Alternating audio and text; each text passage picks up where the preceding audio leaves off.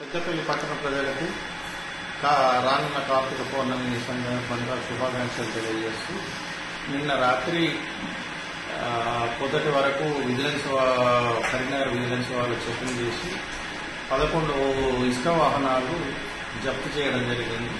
అది మా హ్యాండ్ ఓవర్లో పెట్టారు. ఇంతవరకు మాకు కమ్యూనికేషన్ చేయలేదు, కానీ అవి ఓవర్లోడ్లు ఉన్నట్టుగా తెలుస్తుంది.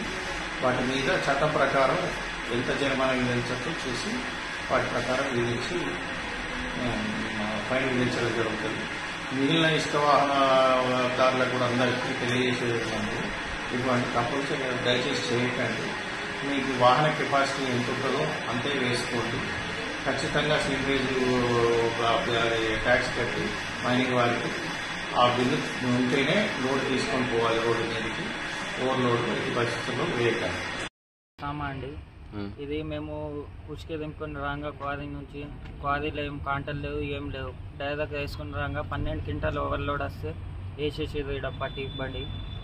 విజిలెన్స్ డిపార్ట్మెంట్ వాళ్ళు అబద్ధం చెప్తారు. డిపార్ట్మెంట్ పేరు చెప్తలేరు, కానీ మేము ఆర్టీఓ అని వచ్చి పట్టుకొని డైరెక్ట్ రన్నింగ్లో బండిలో ఎక్కి వేబిల్ గుంజుకుంటారు, మొబైల్ ఫోన్ గుంజుకొని మాకు బెదిరించి బండి తీసుకొస్తుంది.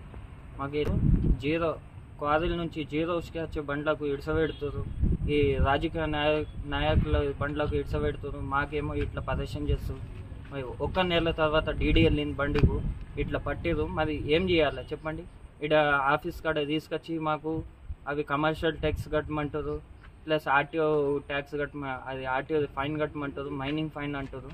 ఏమేమి కట్టాలి చెప్పండి? ఓనర్ కమ్ డ్రైవర్ అంటే నేను ఇంత ప్రదర్శన అవుతున్నా, మరి వేరే ఓనర్లు సుగా ప్రదర్శన అవుతారు. మరి పెద్ద పెద్ద స్టేట్లకు మరి జీరో కొట్టేటోళ్ళకి ఇడిసబెడుతారు. మరి వీళ్ళ మీద ప్రభుత్వం ఎలాంటి చర్య తీసుకుంటుందో మాకు చెప్పండి.